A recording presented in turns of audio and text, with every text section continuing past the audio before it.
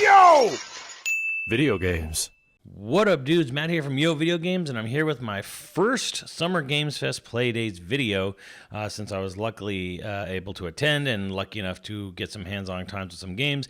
And as you might have noticed with me and others, that a lot of titles are only going up today. That's because most of the stuff we played is embargoed until at least today. Some of it even later. So, if you're wondering, why now? There's your reason, and it's actually a very good reason. It's so that everyone who attends, can do their appointments, get their hands on, and nobody has to try to beat anyone else to getting exclusive coverage out faster than the other just because they had an earlier appointment with a hands-on.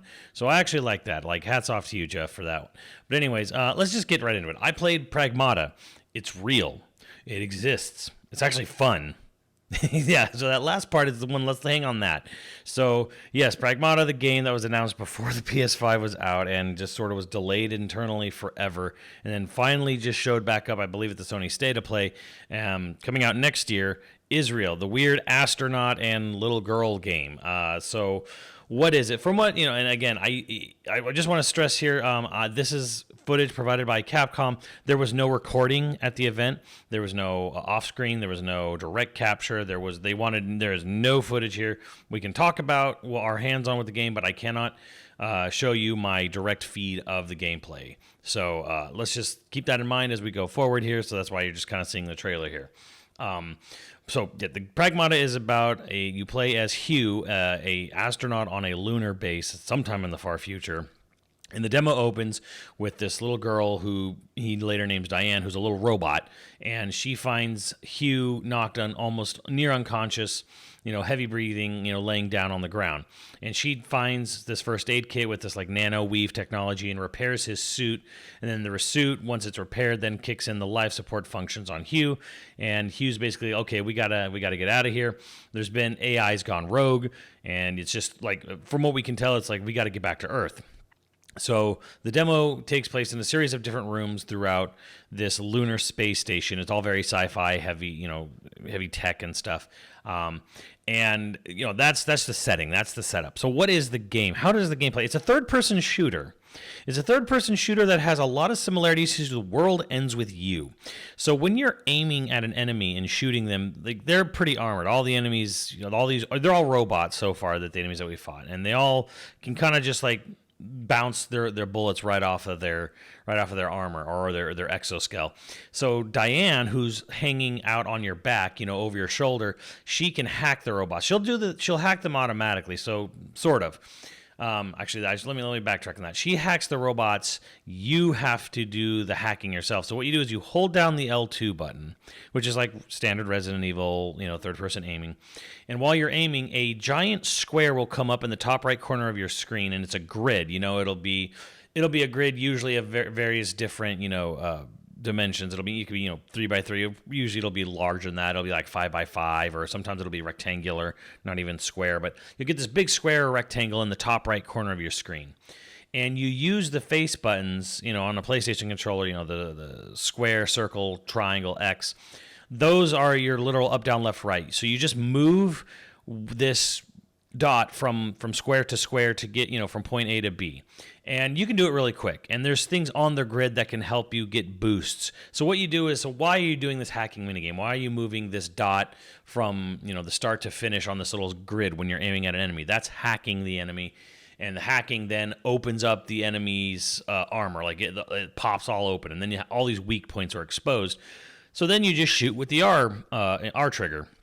So yeah, you're aiming. You aim with the right analog stick. You aim your gun with that. You shoot with the right trigger, and you just hold down L to aim, to over the shoulder aim, RE style. And while you're aiming, you then use the face buttons to just navigate this thing through a maze in the top right corner of the screen. It happens in real time. It doesn't take up the whole screen. So it's not like in Nier Automata where like you hack something in and it loads in a little shmup minigame. It's not like that. This happens while it's going on, so that while the enemies are advancing towards you. Now, again, it's very Resident Evil 4-like, where the enemies shamble towards you, not super fast. Things are not necessarily sprinting at you. There are weapons you can get in the game to actually like called stasis nets, and you can get the enemies to be frozen in place, so you could just sit there and really hack through them. But again, it sounds more complicated than it is, but the hacking goes so fast. You just again, it's a few squares. You mash through it. Sometimes there'll be little blocks on the square, so you got to just go around it. Sometimes you go through things to make the hacking even better, so that when the enemy's armor does pop, it pops more of it, or you get like a temporary boost to your shield or your gun. So there's extra things to do in the grid as you just move the dot, from start to finish point. So that's how the game actually functions. It's actually just it feels a lot like third-person Resident Evil, like RE2, RE4 remake. So that's pretty cool. You do have a boost. So R1, you can boost, rocket skate around, boost forward, backwards, whatever, and you get a double jump. I think it's a really small double jump, but you also, when you're not aiming, you jump, you can hold down the X to give yourself boost, or rocket boost, so you can slowly descend. So you can drop off like high ledges and then just hit and hold X right before you land to give yourself a little rocket boost, so you can like throttle it and stuff. So yeah, you have this sort of quasi jetpack mechanic to your movement on top of being able to rocket skate around with the R1, which basically functions like a quick dodge. So yeah, you've got this mobility and movement. Now Hugh on his own, he's a little tanky, he's a little slow and chunky. He's in a big old astronaut suit, so makes sense. And the enemies, there were a few different variety types. There was like your standard humanoid types. There was like these big bulbous armored types and what have you. And you did get to check out a couple different weapons. You have your pistol, which will operate on a cooldown system. So after you expel your ammo, it'll a little bit of time will pass, and then it'll go 1, 2, 3, 4, 5, 6, reload it. It reloads itself, recharges, I should say. We found shotguns laying around, and shotguns did not replenish on their own. And if anything, this is the one thing I have a concern for with gameplay. So you didn't find ammo in the game. You found a shotgun, and every shotgun had 5 shots in it. And if you found another shotgun, you just had to drop the one you were holding and replace it. So ammo was tied specifically to the gun. So you didn't find ammo pickups. You just, okay, I need another shotgun, throw this one down, or find a new shotgun, pick it up. Same with the stasis net, which had like 3, I think, stasis shots. And then if you wanted another stasis net, you just had to find another one. So there's no picking up ammo or grabbing ammo. And I hope that's maybe just a demo thing. I don't really like the idea of that, like you just have to find a whole new shotgun lying around somewhere. There are boxes throughout the space station that you can find new weapons in, so it's functioning kind of similarly. But I'd rather not have to sit there and be like, okay, well, I have 2 shotgun shots left, but here's a brand new shotgun with 5. I guess I'll drop the 2 to take the 5. I'd rather just have 7. Just let me pick up the ammo. I don't really like that, and I don't know how. Right now, we have no idea how if that's going to change, or how everything's going to work. If there's like a shop, if there's an upgrade mechanic for any of that stuff, we don't really know. Again, we went through a couple different areas. We found files. Interestingly, it has like Resident Evil style files, and when you read the files, like Diana will comment about them, and Hugh will have like small conversations. She's not overly chatty, which is pretty good.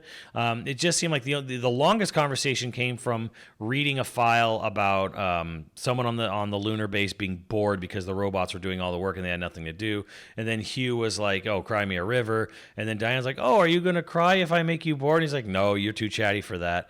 So yeah, there's a little banter back and forth, but that was like the extent of a conversation in the game.